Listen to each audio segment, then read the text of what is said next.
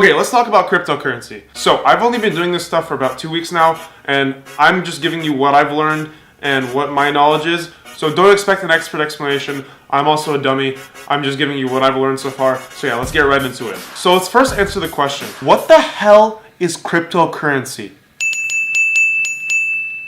Okay, I'm sure that you know this already, but cryptocurrency is an internet-based monetary medium of exchange or currency in which you don't actually have any physical thing in your hand. It's not an actual physical currency, it's an internet-based currency. So basically, you put in your money, your US dollars, your euros, or whatever you have, and in exchange you get a percentage of a coin. So let's say you put in $50 and you want to put $50 of Bitcoin. So basically you're gonna get $50 of a percentage of a Bitcoin. So for example, a Bitcoin right now would be, let's say, $14,000 or $15,000.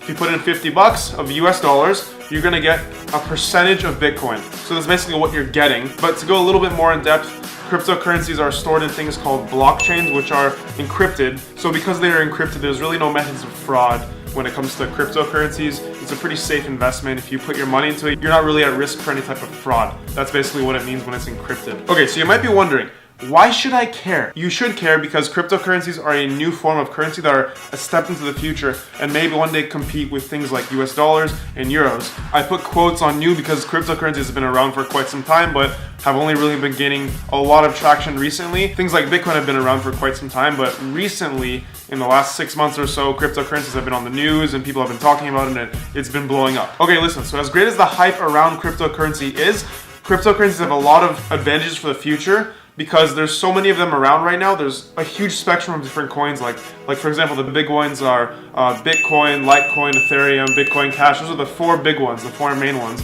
But each company that creates cryptocurrencies, every coin has its own special technology. Some are geared towards consumers, some are geared toward businesses, some are geared toward freelancers. There's all kinds of different coins out there and they all have their different capabilities and technologies. That's why they're so important for the future. Okay, but also very importantly, how does one actually invest in so-called cryptocurrencies? So of course, before you actually buy a cryptocurrency or a certain coin, you want to research it. You want to look at what its technologies are, what the background is, who's making it, the market cap, this and that. There's all kinds of different factors, right? So what's generally really important when you want to invest in a coin is something called the market cap. So the market cap is basically the amount of money, which is the amount of US dollars or euros or the amount of government tangible currency that is invested and is being invested into this coin by every single person that's investing in the coin. So let's take Bitcoin for example. The market cap for Bitcoin is $236 billion, which means that every single person that has invested money into Bitcoin has put in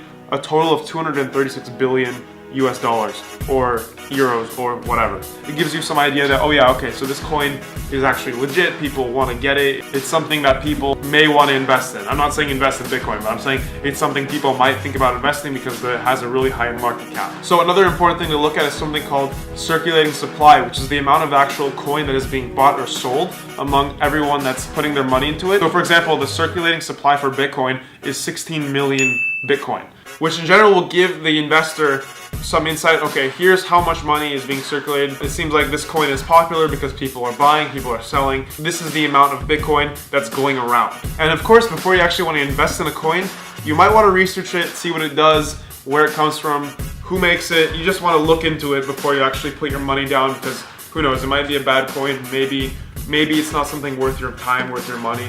You always want to look to see if it's a valuable investment, you know where your money's going, and yeah. But yeah, what many people are trying to invest in right now are coins that are kind of like on the come up, coins that are like worth half a penny or less, because a lot of people see like potential in those coins. Like for example, Tron is a coin that was once at 3 cents, jumped to 30 cents, and then went back down. So there's a lot of coins like that that are kind of like worth very little and they jump. Sometimes they have like a lot of potential to grow and a lot of people want to put their money in that because they want to wait and see what happens, which is the general concept around investing in cryptocurrency. It's not really to buy the Bitcoins, it's more to invest in what you think has potential for the future, such as Tron, Verge, Ripple, a lot of the coins that still have potential to blow up, I guess you can say. But yeah, after researching a coin that you want to invest in, the next step would be creating an account on an exchange website such as Coinbase, which is one of the biggest ones out there. And Coinbase, after you make an account, you can buy 4 of the main currencies, which are, like I said before, Bitcoin, Ethereum, Litecoin, and Bitcoin Cash. And basically what you can do with those 4 big coins, you can use those coins to go on other websites like Binance, Bittrex, and any other exchange site like KuCoin, for example, that's another one. And what you can do is you can use one of those 4 coins that you bought and you can exchange them for smaller coins, such as Tron or Verge or Ripple or stuff like that. So yeah, the next step would be transferring over your big coin that you bought. So one of the 4 big coins, Ethereum, Bitcoin, Bitcoin Cash, or Litecoin, you want to transfer it over to the other exchange website. But beware, if you buy Bitcoin, there's going to be really big fees. Like one time I bought Bitcoin, I bought like 50 bucks worth of it, and literally the fee for it to like transfer it was like 20 bucks. So be really careful with Bitcoin if you're looking to use that to exchange for other coins. So let's say you want to use Bitcoin to exchange for Tron, be careful because Bitcoin has high fees. If you want something with low fees, look into Ethereum or Litecoin. Those are the best options because you can use Litecoin and Ethereum for very low rates, very low fees to exchange for other types of coins. So yeah, at this point, once you've gotten your big coin to the exchange website, this is where you want to actually trade for another type of coin. So usually what you do is you take that coin that you bought, let's say you bought 50 bucks of Ethereum, right? You can now exchange that Ethereum and you can purchase something like Tron or Verge or Ripple or whatever the exchange website offers. So now that you've bought $50 worth of Tron with your Ethereum, now is when you hold on for dear life. If you've ever seen a term that says hashtag HODL, that means hashtag hold on for dear life. And in general, what that statement means is don't sell when the coin is really low. You're wasting your time. If you bought a coin, you might as well just hold on to it and wait for it to grow or blow up or what have you. You don't want to buy it and then wait a week and be like, oh wait, my coin hasn't gone anywhere. Let's sell. Don't do that. Hold on to your coins, please. If you bought a coin, HODL, please. Okay, so the next step, as everyone else does when they invest in a cryptocurrency, they get hooked.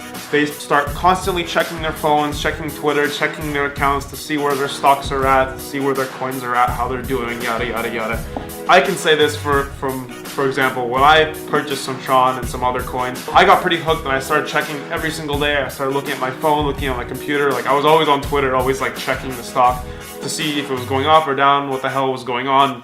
I don't know, you just get hooked on it. So yeah, that sums it up. I hope I didn't give too mediocre of an explanation. I'm no expert.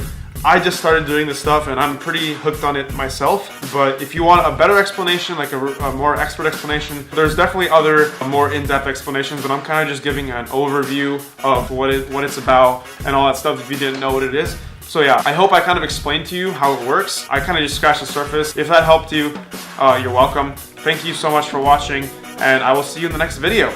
See you later.